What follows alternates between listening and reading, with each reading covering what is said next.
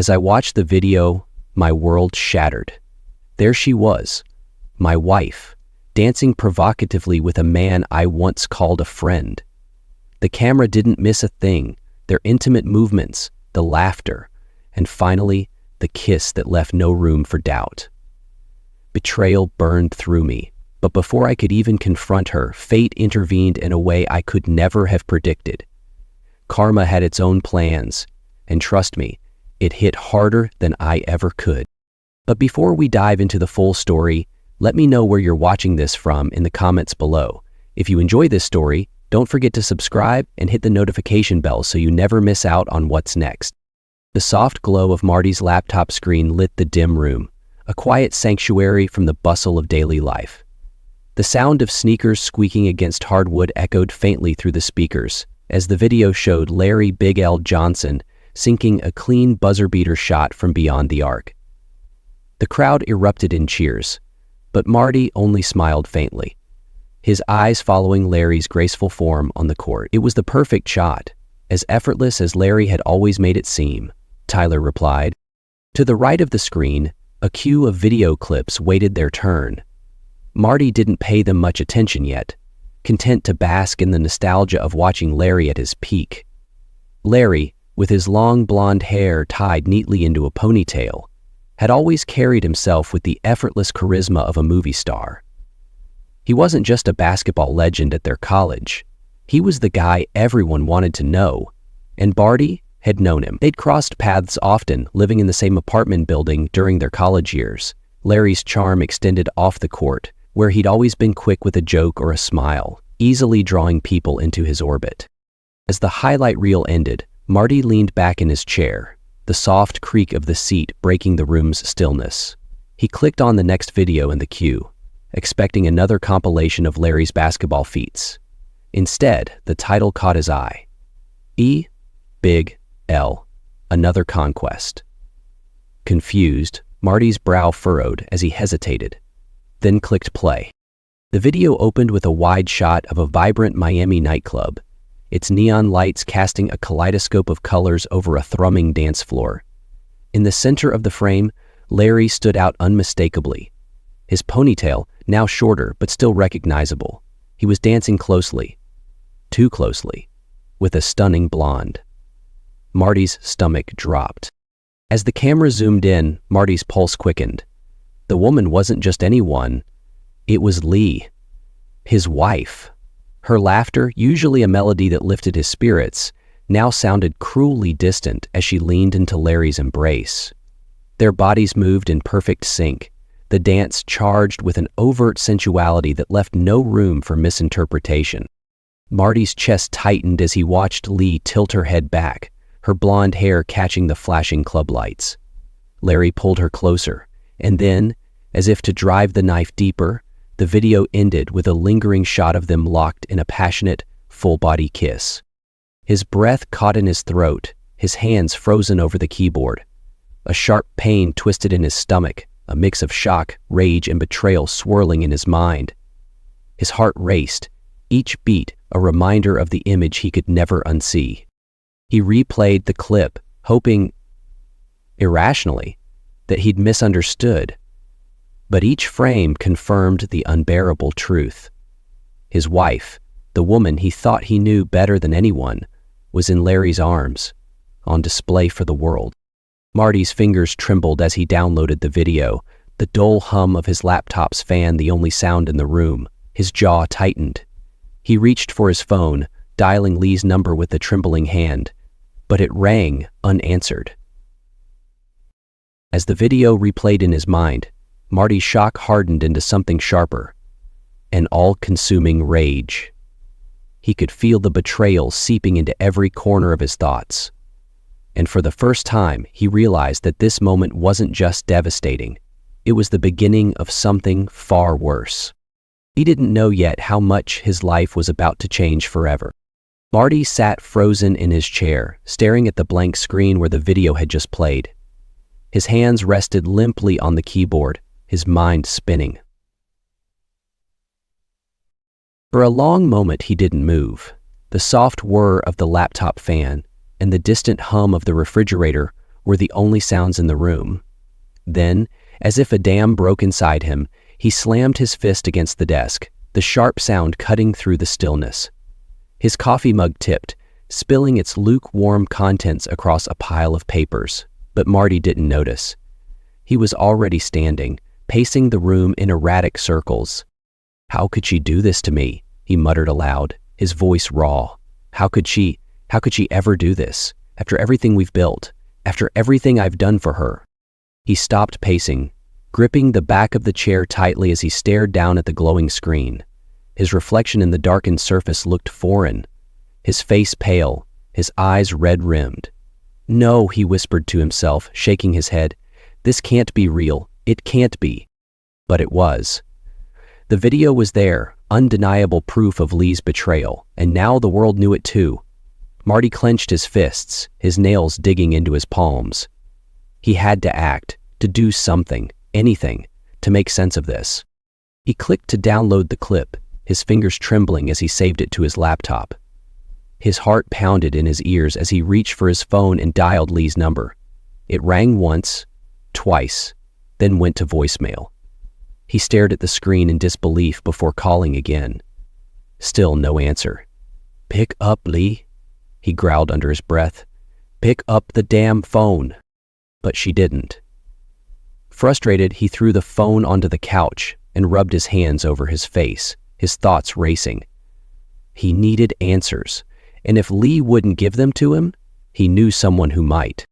He scrolled through his contacts and tapped on Bart's name. Bart Kovat was one of his oldest friends, someone he trusted, and, as luck would have it, Bart was also at the Miami conference. The phone rang longer this time before Bart picked up, his voice hesitant. "Hello?" "Yeah." "Bart, it's Marty," he said, his voice taut. "I need to talk to you. Do you know where Lee is right now?" There was a long pause on the line. Marty could hear Bart exhale heavily before he spoke again, his voice laced with unease. "Marty, man, I think you need to know something." But it's not easy to hear. Marty's grip on the phone tightened. "Just tell me." But Bart hesitated again, then plunged ahead. "She's been spending time with Larry. A lot of time. They've been inseparable since Tuesday night. She's not even coming back to her room at night." Marty felt his stomach drop. He swallowed hard, his throat dry. "Are you saying she's been with him? Every night?" "Yeah," Bart admitted reluctantly. "That's what everyone's assuming. She hasn't joined a group for dinner or anything, and, well, I've seen them together. They're not exactly hiding it." Marty's legs gave out, and he sank onto the couch. His free hand clenched the fabric tightly as he fought to steady his breathing. "Why didn't you tell me sooner?" "I didn't want to believe it," Bart said softly. "And honestly, I thought it might just be a fling, something she'd regret and never talk about. But now..." His voice trailed off, and Marty could hear the guilt in his tone. "Marty, I'm so sorry." "Sorry doesn't fix this," Marty snapped, the anger surging back. He stood abruptly, pacing again. "What the hell am I supposed to do now? My wife is screwing around with Larry Johnson, and the whole damn internet knows it." "I don't know, man," Bart admitted. "I really don't. But you need to talk to her. Get her side of things, I guess." Marty stopped pacing and stared out the window into the darkness. "Tell me one thing," he said after a long silence. "Has this been going on for a while, or is this just Miami?" Bart sighed heavily. "I don't know for sure, Marty, but I can tell you this. After Tuesday, it's like they've been glued together. I didn't want to believe it either, but it's hard to ignore." Marty closed his eyes, the weight of Bart's words settling over him like a heavy blanket. "Thanks, Bart," he said finally, his voice devoid of emotion. "If you see her tomorrow morning before her flight, tell her not to bother coming home. I'll handle it from there." There was another long pause before Bart replied, his voice subdued. "I understand. I'm really sorry, Marty. I wish I had better news." Marty ended the call and stood in the darkened room, the phone still clenched in his hand. His thoughts churned as he tried to process everything: the betrayal, the humiliation, the public exposure. It was too much to bear. In the silence, one thought rose above the rest. This wasn't over. Not by a long shot. Marty leaned back in his chair, his mind drifting to the day he first met Lee. It was the kind of memory that stayed sharp despite the years. It was the first day of their junior year math class, and the room was nearly empty when Marty walked in, his bag slung over his shoulder. Lee was sitting by herself near the window, sketching absent-mindedly in her notebook. Her blonde hair caught the sunlight streaming in, creating a halo effect that made her seem almost ethereal. Marty, never one to hesitate, took the seat next to her. "Smart choice," she said, glancing up with a smirk. "Most guys are too scared to sit near me." Yeah. Marty chuckled. "Well, I figured if you're this far from the door, you can't smell too bad." Her laughter was quick and genuine, and from that moment, something clicked. Voyer said, "Their conversation started in class, but soon spilled over into the campus cafe, study sessions, and late-night walks." Lee had a sharp wit that kept Marty on his toes, and he loved how her green eyes lit up when she was excited about something. One particularly memorable outing was a spontaneous trip to the local amusement park. Marty had insisted they ride the Ferris wheel, despite Lee's protests about heights. As the car reached the top and the view unfolded below them, Lee's initial fear melted away, and she leaned into Marty, her laughter carried by the breeze. "You planned this, didn't you?" she teased, her voice soft. "Maybe," he replied, slipping an arm around her. "I just wanted to see if I could make you laugh that hard." It was moments like these that solidified their bond. Marty wasn't just drawn to Lee's beauty, but to her drive and ambition. She had dreams of breaking into the world of public relations, and she worked tirelessly toward them. Marty, on the other hand, was focused on his chemistry degree, though he often joked that she was his favorite distraction. Lee was dating Rashad when they first met, a hockey player who exuded confidence but didn't seem to value her the way Marty did. Their relationship started to unravel when Rashad was caught sneaking around with Marty's neighbor, Stephanie, after a dinner party. Marty, who had known about Rashad's indiscretions for a while, debated whether to tell Lee. Ultimately, Rashad's actions exposed themselves, and Lee ended things decisively. "It's not the cheating that hurts the most," she confided to Marty one evening. "It's that I feel so replaceable." Finally, "You're not replaceable," Marty said firmly. "Not to me." Yeah. It wasn't long after that their friendship deepened into something more. Marty asked her to join him for a bridge tournament on an army base, a seemingly trivial event that became the backdrop for their first kiss. Under the dim fluorescent lights of the rec hall, they celebrated their victory with laughter and a lingering glance that neither could deny. When Marty leaned in, Lee met him halfway. After graduation, Marty proposed during a quiet evening at home. They were sitting on his small balcony, overlooking the city lights, when he pulled out a modest ring and held it out to her. "Lee, I don't have a big speech or anything rehearsed," he said, his voice steady but earnest. "I just know that I can't imagine my life without you in it. Will you marry me?" Lee blinked back tears and nodded, wrapping her arms around his neck. "Yes, Marty. Of course, yes." Their wedding was simple but filled with love. They moved into a house Marty had inherited from his grandfather, where they would begin their life together. When their twin daughters, Betsy and Linda, were born 2 years later, their family felt complete. Parenthood brought its challenges, but Marty and Lee faced them together. Late-night feedings became a shared responsibility. Marty would warm the bottles while Lee rocked the babies back to sleep. As the girls grew older, they divided duties. Lee managed the school schedules and extracurricular activities, while Marty handled the house repairs and cooked on weekends. But cracks began to form as life's pressures mounted. Lee's career in public relations demanded long hours and frequent travel, while Marty's transition to working from home as a contractor left him feeling isolated. They rarely had time for date nights, and when they did, Conversations often revolved around logistics rather than dreams or feelings.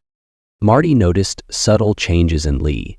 She was more distracted, her phone constantly buzzing with work emails or messages she brushed off as just colleagues. When he asked her about taking a vacation together, she hesitated. "Work's just so busy right now," she'd say. "Maybe next year." He tried to shake off his unease, chalking it up to the natural ebb and flow of a long marriage. But there were moments, like when she came home late from an office party, her hair slightly disheveled, or when she seemed distant even during their rare quiet evenings, that left him wondering if something had shifted between them. Despite these doubts, Marty never imagined betrayal. He believed they were simply navigating the ups and downs of life, just as they always had. But as he sat in the quiet of their home, replaying the Miami video in his mind, he realized how much he had overlooked.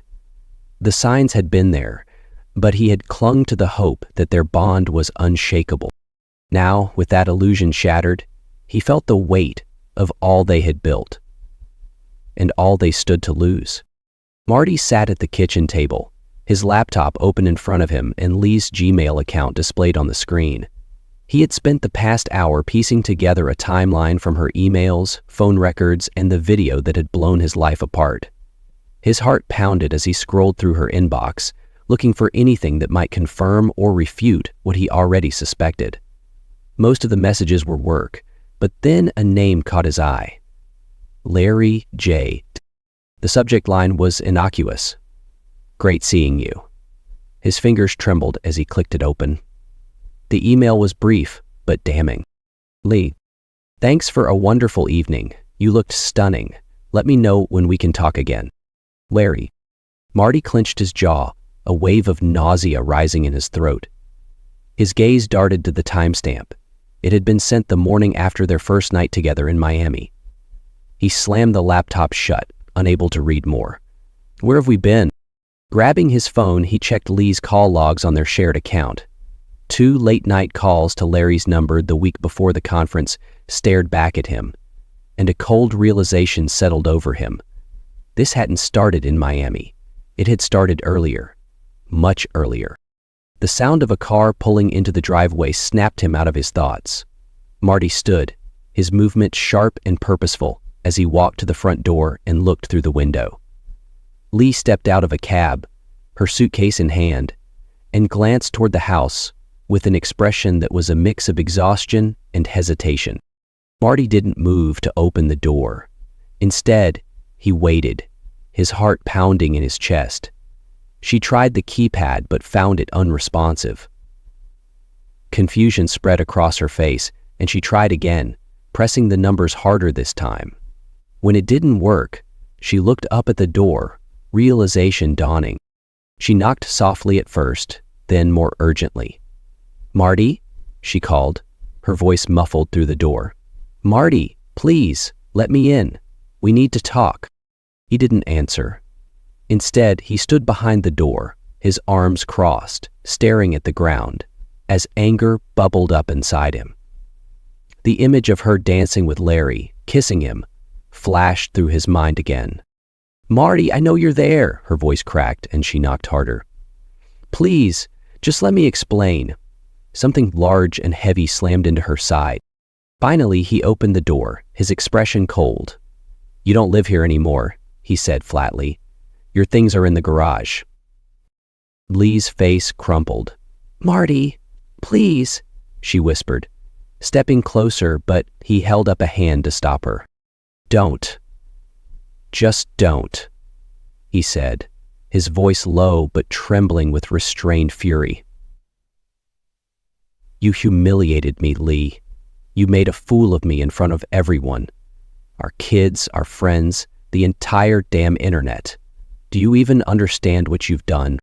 Tears streamed down her face. "It was a mistake," she pleaded. "I wasn't thinking. I was caught up in the moment. I love you, Marty. I love our family. Please, just give me a chance to make this right." He let out a bitter laugh. "A mistake?" he echoed. "You call 3 nights with Larry Johnson a mistake? Do you think I can just forget what I saw? That our daughters can forget?" As if on cue, the twins appeared at the top of the stairs. Betsy, her arms crossed tightly over her chest, glared down at her mother. "I hate you," she shouted, her voice shaking. "How could you do this to Dad? To us?" Linda stood behind her, silent but tearful. She clung to the railing, her eyes wide and filled with confusion. "Mom, why?" she asked softly, her voice barely above a whisper. Lee turned toward them, her face stricken. "Girls, Don't," Betsy interrupted, her voice rising. "You don't get to talk to us like nothing happened. You ruined everything." Linda's quiet sobs filled the silence that followed. Lee took a step toward them, but Marty stepped into her path, his glare cutting through her like a blade. "Don't you dare drag them into this," he said, his voice trembling with anger. "You've done enough." Later that night, after Lee had retreated to her parents' house at Marty's insistence, he sat with the twins in the living room. Betsy was still seething, her face red and her fists clenched. "Why didn't you just make her leave forever?" she demanded. Marty sighed, running a hand through his hair. "She's still your mother, Betsy," he said, though the words felt hollow. "No matter how much I wish things were different, she'll always be your mom." Linda sniffled, her voice quivering. "Is she ever coming back?" Marty hesitated, his throat tightening. "I don't know," he admitted finally.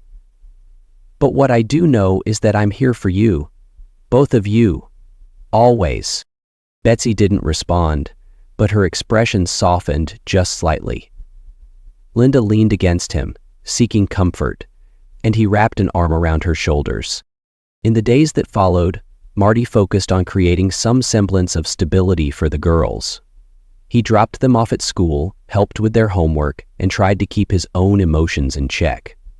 But the house felt emptier without Lee, and every time he passed the garage, he was reminded of the chaos she'd left in her wake. One afternoon, he caught Betsy staring at her phone, her brows furrowed. "What are you looking at?" he asked gently. She held it out to him, and his stomach dropped. It was the video, the one that had shattered their lives. "People at school keep sending it to me," she said, her voice heavy with frustration. "They think it's funny."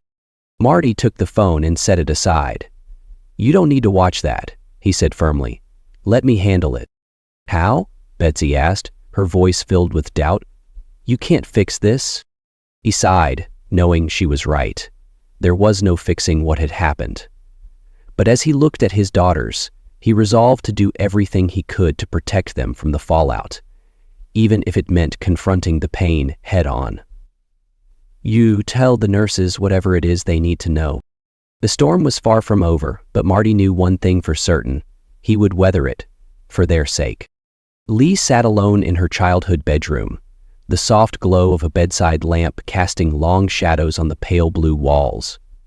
She hugged her knees to her chest, her head resting against them as tears silently traced paths down her cheeks. The room smelled faintly of lavender, the same scent her mother used to calm her as a child. But now, nothing could soothe the storm raging inside her. "I can't stop thinking about Larry," she admitted to herself, the thought piercing her like a dagger. She hated that it was true. His smile, his confidence, the way he made her feel desired, it was intoxicating. And yet, every time the memory of him surfaced, it was quickly chased by a crushing wave of guilt. "But I know this is wrong. It was always wrong." She closed her eyes, trying to make sense of how she'd let things spiral so far out of control. The truth was, she hadn't felt this way, wanted, alive, free, in years.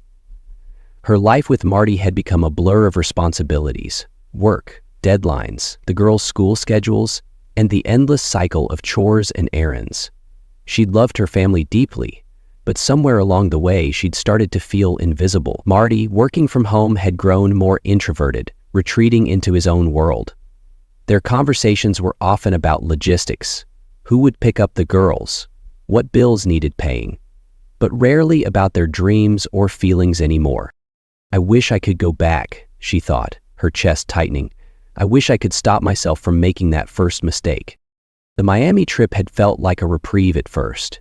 a chance to breathe, to focus on herself for a few days. But then Larry had appeared, larger than life, just as he'd been in college. Seeing him again had stirred something in her that she hadn't even realized was dormant. He'd hugged her with the same easy charm, his voice warm and familiar. Her words meant nothing to him.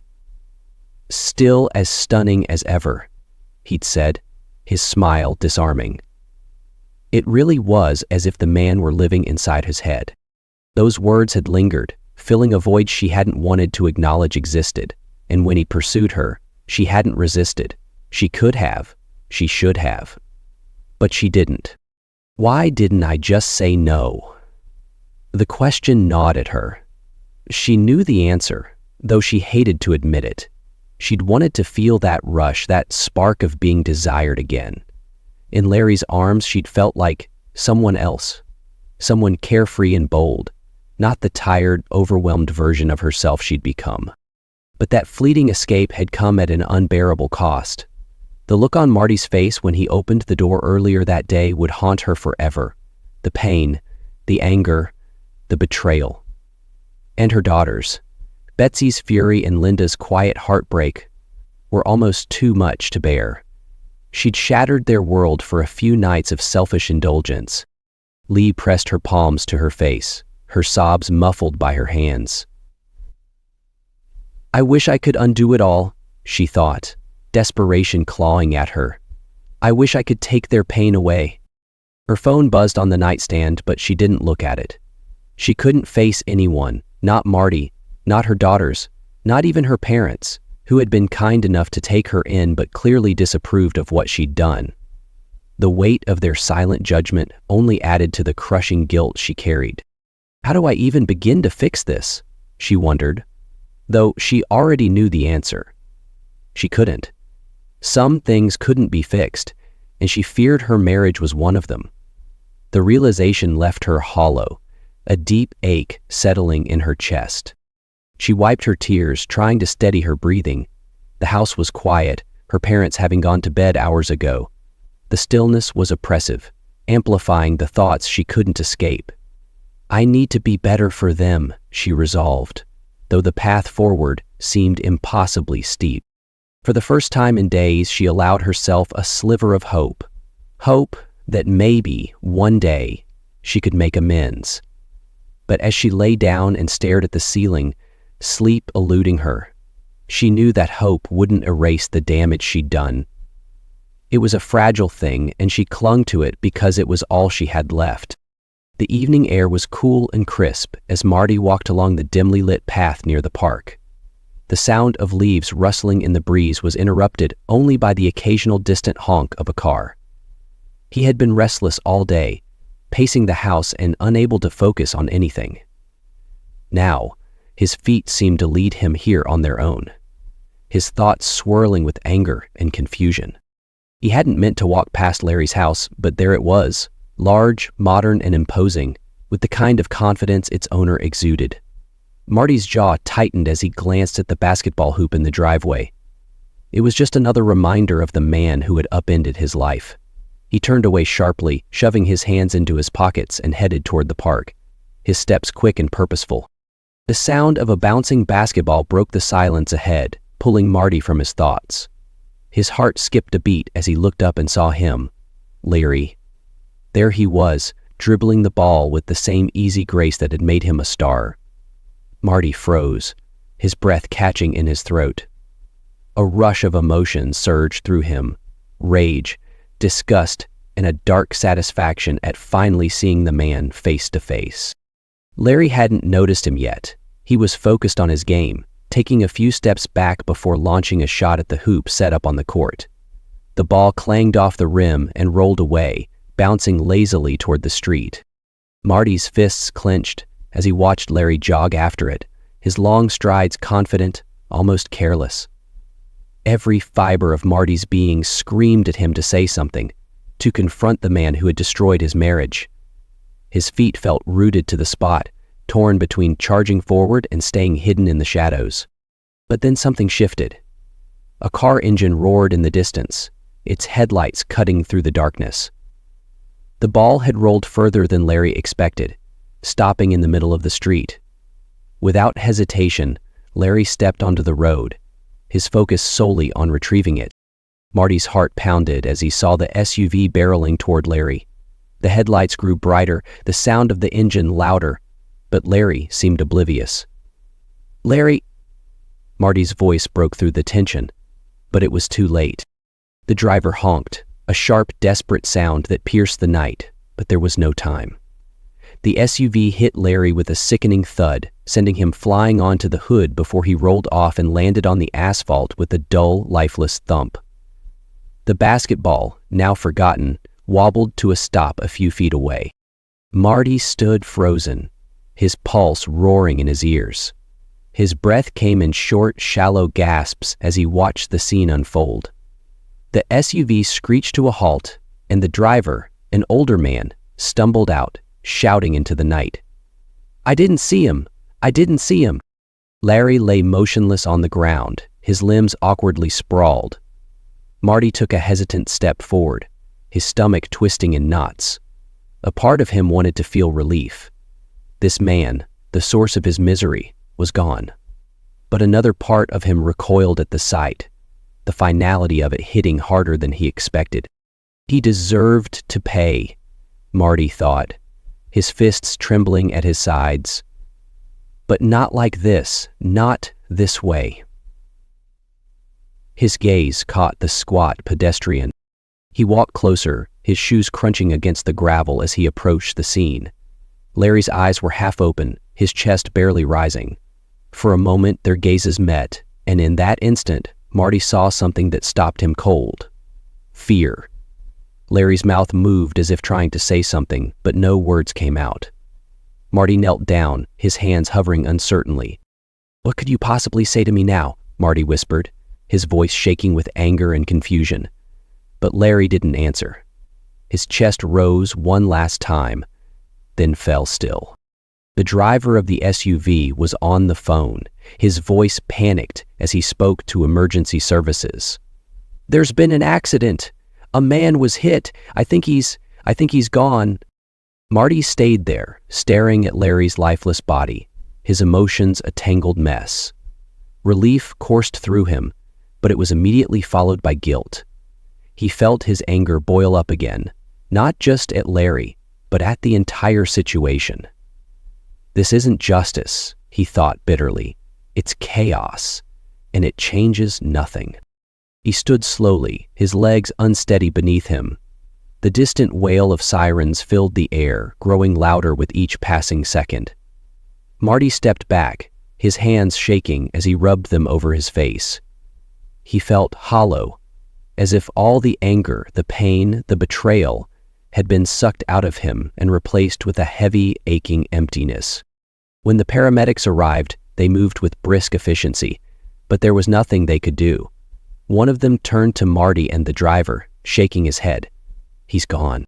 The words echoed in Marty's mind as he turned and walked away, leaving the chaos behind him. He didn't look back. He couldn't. As he made his way home, the conflicting emotions inside him threatened to overwhelm him. A fleeting satisfaction that Larry was no longer a problem, a deep anger that it had ended like this, and a profound sadness that nothing would ever undo the damage that had already been done. The weight of it all pressed down on him, and for the first time, Marty realized that there were no winners in this story, only loss. The courtroom was cold and clinical, the sterile environment amplifying Marty's sense of detachment. He sat at the plaintiff's table, his lawyer flipping through a folder of documents with practiced efficiency. Across the room, Lee sat quietly, her hands clasped tightly in her lap. She looked smaller than he remembered, her once confident demeanor replaced by a fragile stillness. Their eyes met briefly, but Marty quickly looked away, the weight of her presence suffocating. The judge's voice droned on, outlining the final terms of the divorce.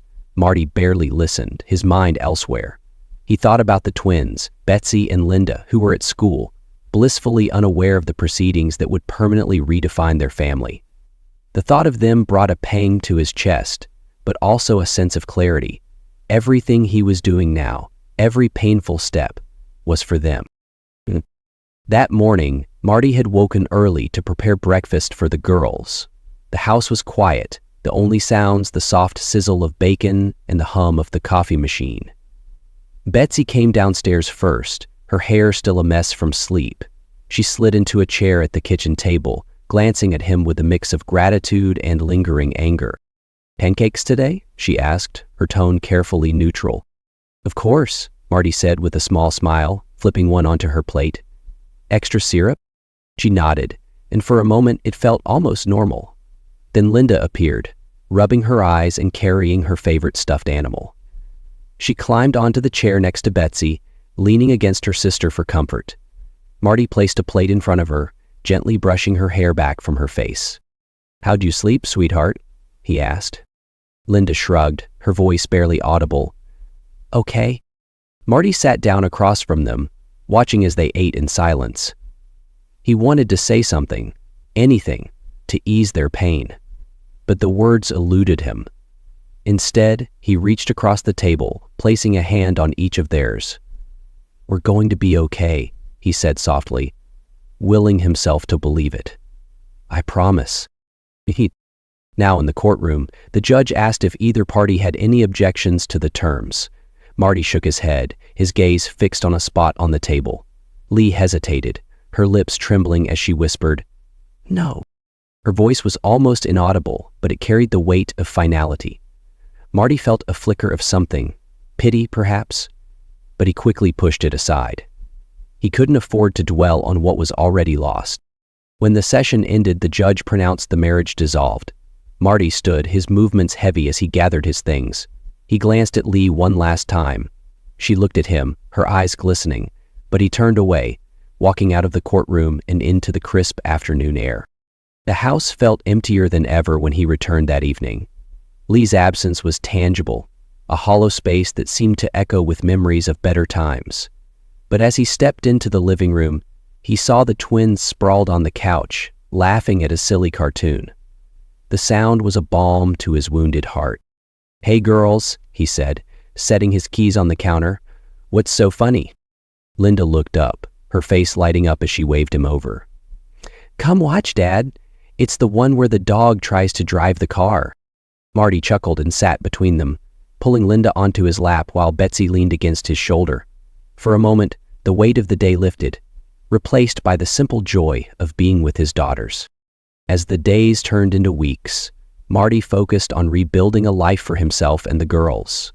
He set routines, helping with homework, cooking dinner, and taking them to their favorite park on weekends. The house, though quieter, began to feel like a home again. There were moments of sadness, of course, passing the empty spot in the closet where Lee's clothes had hung, or hearing Linda ask if her mom would be joining them for dinner. But there were also moments of hope. Betsy smiling as they played a board game, Linda laughing as she helped him bake cookies. Marty knew the road ahead wouldn't be easy.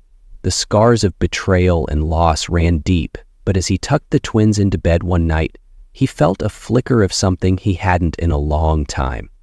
Peace. He kissed each of them on the forehead, whispering goodnight before turning off the lights. As he lay in bed, the house quiet around him, Marty allowed himself a small, hopeful thought. Maybe, just maybe, they would all find a way to heal.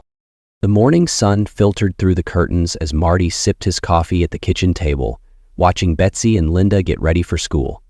Betsy, ever the determined one, was already dressed and brushing her hair with brisk, almost aggressive strokes. Linda, on the other hand, sat sleepily at the counter, nibbling on a piece of toast. "Don't forget your science project, Linda," Marty reminded gently. "It's still on the dining table." Linda's eyes widened and she jumped up, nearly spilling her juice in the process. Marty chuckled softly, a small moment of levity in a life that had been anything but easy recently.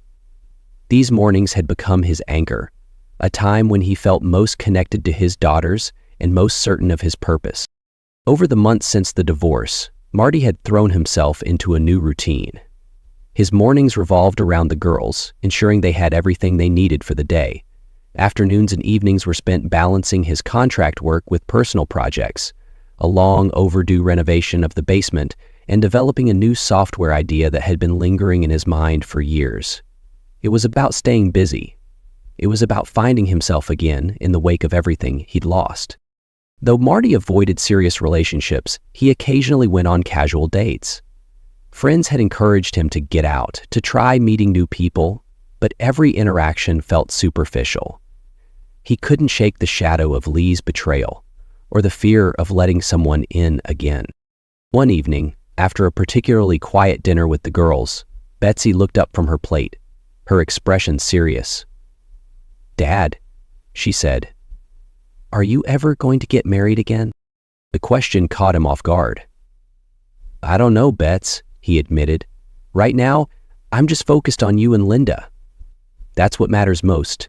Betsy nodded, but her gaze lingered on him for a moment longer, as if trying to decipher something unspoken. Linda, ever the peacemaker, chimed in. "We like it when you're here, Dad. We don't need anyone else." Marty smiled, his chest tightening with emotion. "I like being here too," he said softly. Meanwhile, Lee's life was a stark contrast. Living in a modest apartment a few miles away, she struggled to rebuild her world. The societal judgment was palpable. Colleagues whispered, friends distanced themselves, and even casual acquaintances seemed to look at her differently. But it was the estrangement from her daughters that hurt the most. Betsy barely spoke to her during their visitation weekends, her anger simmering just beneath the surface. Linda was kinder, but even her forgiveness came with a quiet sadness that made Lee ache. Determined to make amends, Lee began attending therapy, not only to understand her actions, but also to learn how to reconnect with her children. One Saturday during her weekend with the girls, Lee surprised them with a trip to the local animal shelter. "I thought we could volunteer here together," she said, her voice tentative. "Help walk the dogs, maybe play with the cats." Linda's face lit up, but Betsy crossed her arms. "Why are you doing this now?" she asked coldly. "Is this supposed to make everything better?" "No," Lee said, her tone steady. I want to spend time with you both, and I thought this might be something we'd enjoy together." Betsy hesitated, her expression softening slightly as Linda tugged her sleeve. "Come on, Betsy, it might be fun." That afternoon, as they walked a pair of excitable puppies around the shelter grounds, Lee felt the smallest glimmer of hope. She knew it would take time, years perhaps, but she was determined to show her daughters that she could be better. Back at home, Marty found moments of healing in unexpected places. One evening, while cleaning out the garage, he stumbled across an old photo album from their early years of marriage. He hesitated, his fingers brushing over a picture of him and Lee on their wedding day. The image stirred a bittersweet mix of emotions, fondness for the life they had built, and a deep sadness for how it had unraveled. He closed the album gently, setting it aside. There was no point in dwelling on the past, he reminded himself. His focus was on the future, on his daughters, and on building a life that felt whole again. Though the scars of betrayal lingered, Marty began to feel a quiet strength growing within him. He started running again, something he hadn't done since before the divorce. On those early morning jogs, as the world slowly came to life around him, he found a sense of peace and clarity that had eluded him for so long. The twins, too, were adjusting. Betsy's anger softened over time, especially as she saw her father's unwavering dedication to their family. Linda, with her gentle heart, became the glue that held them all together, always finding ways to bring laughter and light into their home. One evening, as the three of them sat on the couch watching a movie, Betsy leaned her head against Marty's shoulder. "You're a good dad. You know that?" she said quietly. Marty smiled, his heart swelling. "Thanks, kiddo. That means a lot." As the credits rolled and Linda fell asleep on his lap, Marty felt a sense of contentment he hadn't thought possible. Life wasn't perfect, and the wounds of the past hadn't fully healed, but they were moving forward, together. And for the first time in a long time, he believed they would be okay. The late afternoon sun cast a golden glow across the park as Marty sat on a bench, watching Betsy and Linda chase each other through the grass.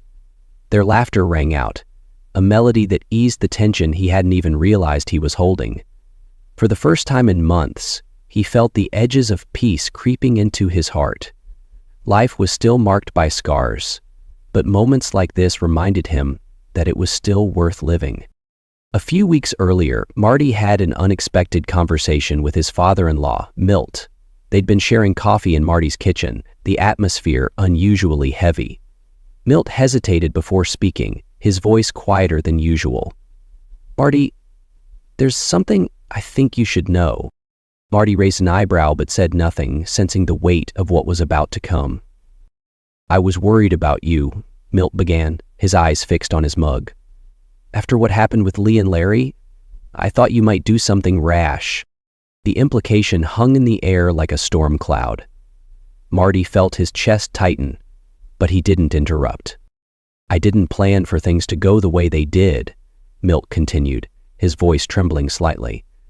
"But I wanted to protect you, protect my granddaughters. So I made sure Larry would be somewhere you could see him, somewhere it would resolve itself." Marty's breath caught, the memory of that night flooding back, the ball rolling into the street, the SUV appearing out of nowhere. He stared at Milt, his mind racing.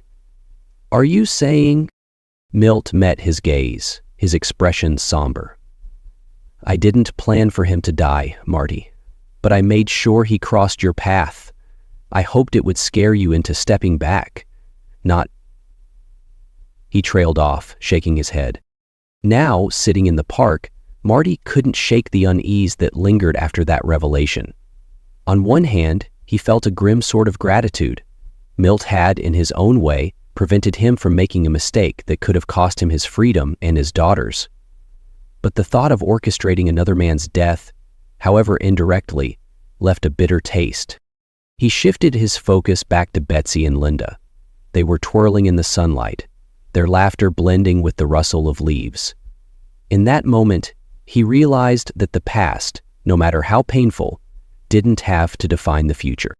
Life was messy and imperfect, but as he watched his daughters, he knew it was still beautiful. He smiled softly, the warmth of hope settling in his chest.